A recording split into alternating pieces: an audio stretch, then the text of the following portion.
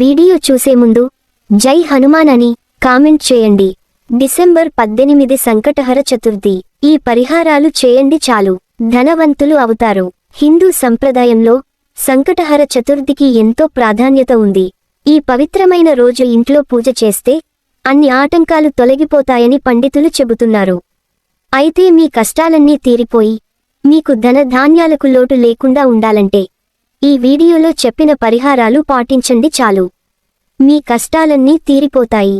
ఆర్థిక సమస్యలతో సతమతమవుతున్నవారు సంకటహర చతుర్థి నాడు తమలపాకు 2 లవంగాలను నెయ్యిలో ముంచి పెనం మీద ఉంచాలి. తర్వాత ఆకుని పెనం మీద వేడి చేయాలి. ఆ విధంగా చేయడం వల్ల ఆర్థిక సమస్యలు దూరం అవుతాయి. అలాగే లక్ష్మీదేవి అనుగ్రహం కోసం పూజ గదిలో లక్ష్మీదేవి పాదాల వద్ద తమలపాకును ఉంచాలి. ఆ తమలపాకుపై కుంకుమను వేసి ఉంచండి. ఏదైనా ముఖ్యమైన పని మీద బయటకు వెళ్ళేటప్పుడు ఈ తిలకం పెట్టుకుని బయటికి వెళ్లడం వల్ల అనుకున్న పనులలో విజయం సాధిస్తారు. అంతేకాకుండా లక్ష్మీదేవి అనుగ్రహం పొంది ధనవంతులు అవుతారు. ఇంట్లో ఆర్థిక సమస్యలు ఎక్కువగా ఉన్నట్లయితే ఒక మనీ ప్లాంట్ని పెట్టుకోండి. మనీ ప్లాంట్ వలన కూడా ఆర్థిక ఇబ్బందుల నుంచి సులువుగా బయటపడొచ్చు, సంతోషంగా ఉండొచ్చు. ముఖ్యంగా ఆగ్నేయం వైపు మనీ ప్లాంట్ని ఉంచడం వలన సానుకూల శక్తి కలిగి ప్రతికూల శక్తి తొలగిపోతుంది. సంతోషంగా ఉండొచ్చు. ఆర్థిక బాధల నుంచి కూడా సులువుగా బయటపడవచ్చు. సంకటహర చతుర్థి నాడు తెల్లవారుజామున నిద్రలేచి ఇల్లు శుభ్రం చేసుకోవాలి. ఇల్లు మొత్తం పసుపు నీళ్లు చల్లుకోవాలి. తర్వాత తలస్నానం చేసి పూజ గదిని శుభ్రం చేసుకోవాలి. తర్వాత వినాయకుడి చిత్రపటానికి ఇష్టమైన పసుపు రంగు పూలను అలంకరించాలి. అలాగే గరికను కూడా సమర్పించాలి. ఆవు నెయ్యితో దీపాన్ని వెలిగించాలి. తర్వాత దేవునికి హారతి ఇచ్చి ఇంట్లోని కుటుంబ సభ్యులందరూ హారతిని తీసుకోవాలి. ఇక ఈ రోజున పూజలో స్వామివారికి పెట్టాల్సిన నైవేద్యాలు ఏమిటంటే అటుకులు, ఉండ్రాళ్ళు, అలాగే జామపండును నివేదించవచ్చు.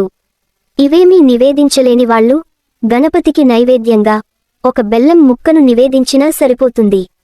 పూజలో ఏమైనా పొరపాట్లు జరిగి ఉంటే క్షమించమని కోరుతూ గుంజీలు తీయాలి. పూజ అనంతరం ఉపవాసం ఉండాలనుకునేవారు ఉపవాసం నియమాల్ని పాటించాలి. సాయంత్రం కూడా గణేశుడికి తప్పనిసరిగా పూజ చేసి చంద్రదర్శనం తరువాత ఉపవాసం విరమించాలి. ఉపవాసం విరమించిన తర్వాత సాత్విక ఆహారాన్ని మాత్రమే తినాలి. సంకటహర చతుర్థి నాడు ఈ విధంగా చేస్తే మీ కష్టాలన్నీ తీరిపోతాయి. మీకు అప్పుల బాధలు ఎక్కువగా ఉంటే ఇంటి లోపల ఈశాన్య దిశలో గాజు పాత్రను పెట్టండి. ఇలా చేయడం వల్ల ఇంట్లో సుఖ సంతోషాలు, ఐశ్వర్యం పెరుగుతాయి. ఒకవేళ మీరు ఆర్థిక సమస్యలతో సతమతమవుతుంటే ఓ పాత్రలో కర్పూరం, లవంగాలను ఉంచి రాత్రిపూట నిద్రించే ముందు వెలిగించాలి. ఇలా చేయడం ద్వారా ఇంట్లోని ప్రతికూలతలు తొలగిపోతాయి. ఆర్థిక ఇబ్బందులు తొలగి ధనాదాయం ఉంటుంది. రుణబాధలు తొలగిపోతాయి. అలాగే వివాహ అడ్డంకులు తొలగిపోతాయి.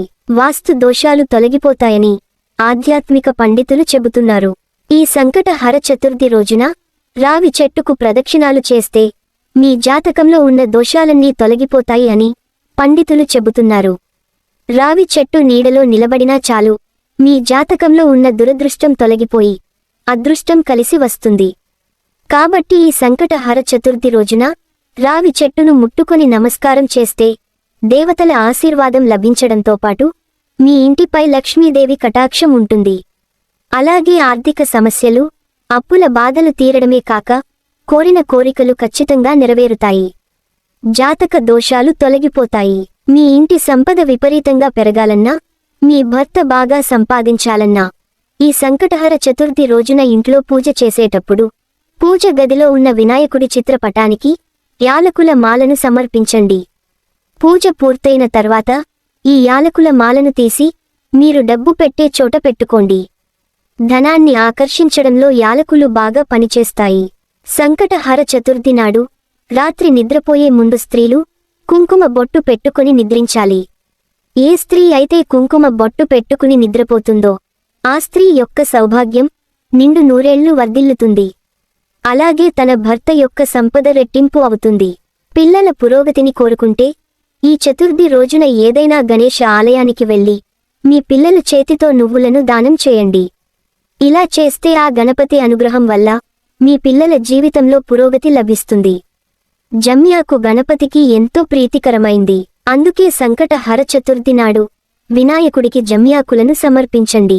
అలాగే మీ కోరికలను వినాయకుడికి చెప్పుకోండి.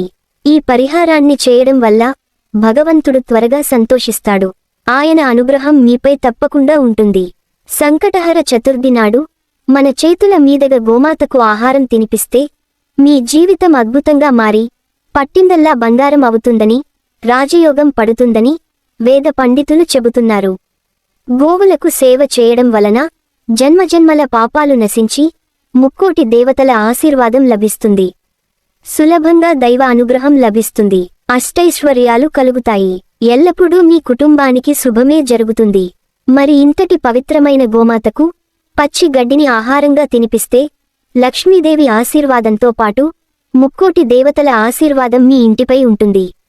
నిత్యం ఇంట్లో ఏదో ఒక సమస్య వెంటాడుతున్నప్పుడు, వివాదాలు జరుగుతూ ఉన్నప్పుడు ముఖ్యంగా చేయాల్సిన పనేంటంటే ఉప్పు నీటితో ఇంటిని తుడవడం. ఇల్లు ఊడ్చిన తర్వాత తడిగుడ్డ పెట్టేటప్పుడు ఆ నీటిలో కొంచెం రాళ్ల ఉప్పు వేస్తే చాలు. ఇంట్లో ఉండే నెగటివ్ ఎనర్జీని ఉప్పు బయటకు పంపిస్తుంది. తద్వారా ఇంట్లో పాజిటివ్ ఎనర్జీ పెరిగి ఇంట్లోని వారందరూ సుఖ సంతోషాలతో ఉంటారు.